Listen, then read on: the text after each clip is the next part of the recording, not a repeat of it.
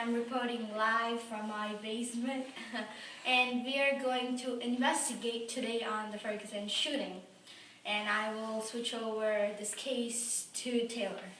Thanks, Pyle. The shooting occurred on August 9, 2014 in Ferguson, Missouri, when 18-year-old African-American Michael Brown was shot 6 times by a white police officer named Darren Wilson. The circumstances of the shooting indulged in a prolonged and still continuing protest and civil unrest as it received wide attention all across the United States. It was reported earlier that day that Brown and his friend Dorian Johnson were caught on a security camera at a convenience store stealing $48 worth of cigars.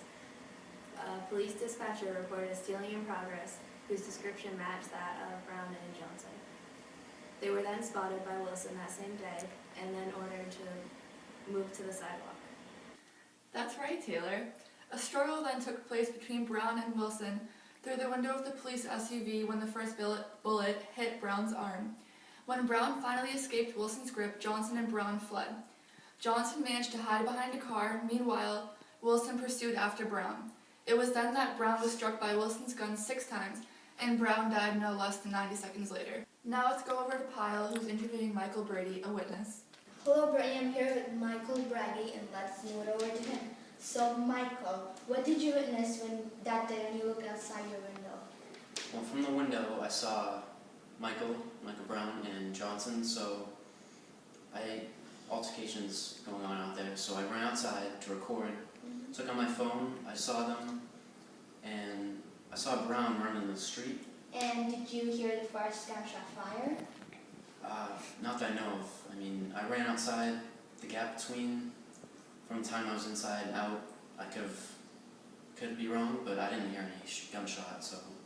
So I ran out, and Johnson hid behind the trunk, ran behind the trunk, and Johnson escaped. And while he was running out the street, Wilson exited his car and just started shooting multiple shots. And that's all you saw? Those are the only shots I found. Thanks, Michael. Now let's switch it over to Dorian Johnson and hear what he has to say about the incident. My friend, we was walking down the street, in the middle of the street, and we wasn't causing any harm to nobody. We had no weapons on us at all. We just walking, having a conversation. No cars were blowing at us or honking at us like we was holding up traffic or anything like that. Now, a police officer squad car pulled up, and when he pulled up, these was his exact words. He said, "Get the F on the sidewalk." And we told the officer we was not but a minute away from our destination, and we would shortly be out the street. We was having a conversation, and he went about his way for about 1 or 2 seconds as we continued to walk, and then he reversed his car, and in a manner to where it almost hit us, and it blocked both lanes off the way he turned his car. So he pulled up on the side of us. He tried to thrust his door open, but we were so close to it that it ricocheted off us and it bounced back to him. He just reached his arm out the window and grabbed my friend around his neck and was trying to choke my friend, and he was trying to get away, and the officer then reached out and he grabbed his arm to pull him into the car. So now it's like the officer's pulling him inside the car and he's trying to pull away. And at no time the officer said that he was going to do anything until he pulled out his weapon. His weapon was drawn, and he said, "I'll shoot you," or "I'm going to shoot." And in the same moment, the first shot went off. And we looked at him. He was shot, and there was blood coming from him. And we took off running. And as we took off running, I ducked and hid for my life because I was feared for my life. And I hid by the first car that I saw. My friend, he kept running. And he told me to keep running because he feared for me too. So as he was running, the officer was trying to get out of the car. And once he got out the car, he pursued my friend, but his weapon was drawn. Now, he didn't see any weapon drawn at him or anything like that, us going for no weapon. His weapon was already drawn when he got out the car.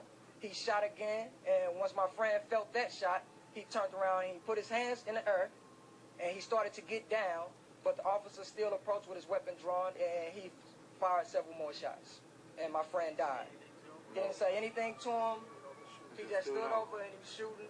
By then, I was so afraid for my life, I got up and I ran.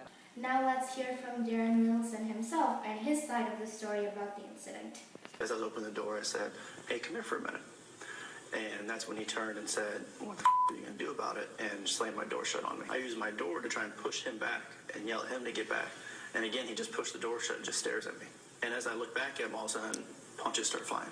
He threw the first one and hit me in the left side of my face. Because, you know, some of the witnesses have said that they saw you trying to pull him into the car. That would be against every training ever taught to any law enforcement officer. I don't know what or how many hit me after that. I just know there was a barrage of swinging and grabbing and pulling for about 10 seconds. And then what? I had reached out my window of my right hand to grab onto his forearm because I was going to try and move him back and get out of the car to where I'm no longer trapped. And when I felt it, I just felt the immense power that he had. As I was opening the door, I said, "Hey, come here for a minute."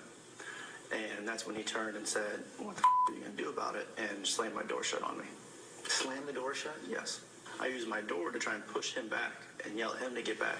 And again, he just pushed the door shut and just stares at me. And as I look back at him, all of a sudden, punches start flying. He threw the first punch? Yes. He threw the first one and hit me in the left side of my face. Because, you know, some of the witnesses have said that they saw you trying to pull him into the car. That would be against every training ever taught to any law enforcement officer. I don't know what or how many hit me after that. I just know there was a barrage of swinging and grabbing and pulling for about 10 seconds. If he hasn't stopped yet, when's he going to stop? After he's coming at me and I decided to shoot, I fired a series of shots and paused. What did you see? I noticed at least one of them hit him. I don't know where, but I saw his body kind of just flinch a little. And after that, I paused and I again yelled, "Stop, you on the ground," giving him the opportunity to stop. And he ignored all the commands and he just kept running. This civil unrest finally came to an end this Monday, the 24th of November, when the grand jury chose not to indict Darren Wilson on the case of shooting an unarmed black teenager.